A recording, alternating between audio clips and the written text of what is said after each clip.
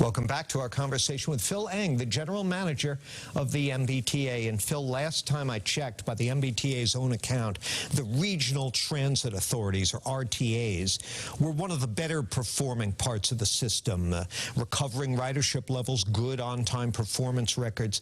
They're also required by state law to be run by private operators. What other parts of the T could benefit from some degree of privatization? You know, I don't know if I would characterize privatization as better than public service. I think the ability of the management, regardless of who's in charge, is crucial. The workforce deserve having managers that can support them, enable them to do their job. At the end of the day, as we've talked a little bit earlier, it's how do we invest in the system that ensures that operationally it's viable, that it gives the ability to provide the level of service that the public deserves and expects. And at the end of the day, it's delivering that in a manner that people know it is a way to use mass transportation. Well, are you even open to the idea of privatization as a tool in the toolbox? I think what it is the private sector plays a big role in terms of how we are successful or not. We use a lot of consultant firms. We use a lot of contractors. They are a part of the solution to us. But the public servants that I know that I've worked with, they are really sincere about their effort. They dedicated to it. They take a lot of pride in what they do. I think it is a partnership, and my intent is, no matter how this is to make sure that partnership is strong, transparent, because our needs, if we use private contractors, private consultants, is that they have to give us the service that we need as if they're the owners. Well, it's been more than 5 years since the T signed a contract for the type of tap-and-go automated fare system that New York City and other cities have had for a while. It's seen as a way to speed up boarding, cut down on fare evasion, and streamline use of the system. But my understanding is that while the hardware is ready to go, deployment keeps getting delayed, and now we're being told it won't be ready even next year. We're looking at 2025 before anything could happen. Meanwhile, the costs are piling up, hundreds of millions in additional costs. Any idea what the problem is there and how to fix it? Well, that is a public-private partnership right now. Yeah. The challenges that are ongoing, I'm getting briefed on that. We are having meetings with Cubic to further progress that project. That's the private company hired to develop it. Yes. Yeah. So that is something that I'm diving into.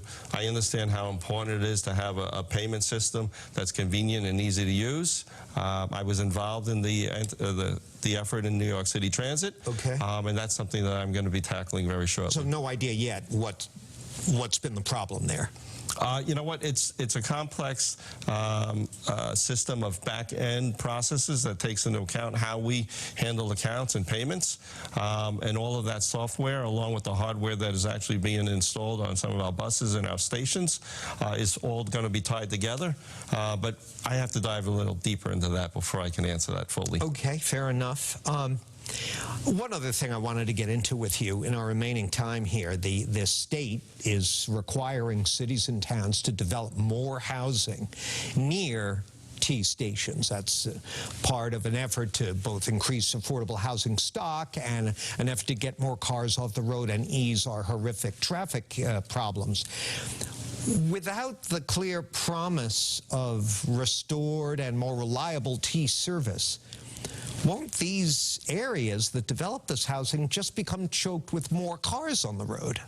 Well, see, that's where I need to ensure that I'm working and communicating with those communities and their intentions at the beginning of these discussions. I've seen on Long Island where developments take place and transportation has not been in the dialogue, and then there's always that, the need to catch up.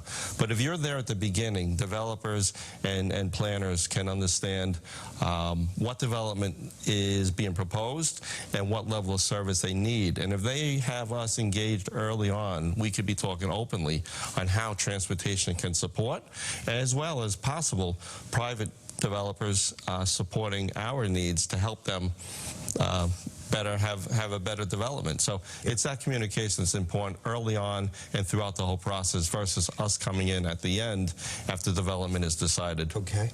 Our time is up, but I am curious. We were talking off-air about how many different T general managers there have been in recent years. You signed was it a 4-year contract? To come 5 years. 5 years. Yes. Did you insist on that time frame, or was that the governor's insistence? That was just a conversation, right? If I'm going to enact change, we all know it's not happening overnight, right? I've made a commitment to do and be here, and I think that it's an understanding that this is a job that's going to take a few years to accomplish. That does not mean we will not see improvement in the near term, but really to enact change that's going to be long-lasting, it needs to be, a significant period of time. 5 years was the initial plan.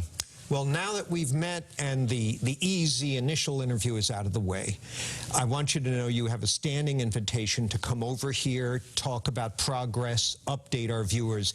There's no issue that could be more important to them. So thank you very much for being here. Thank you. I'd love that opportunity, and thank you for helping spread the message.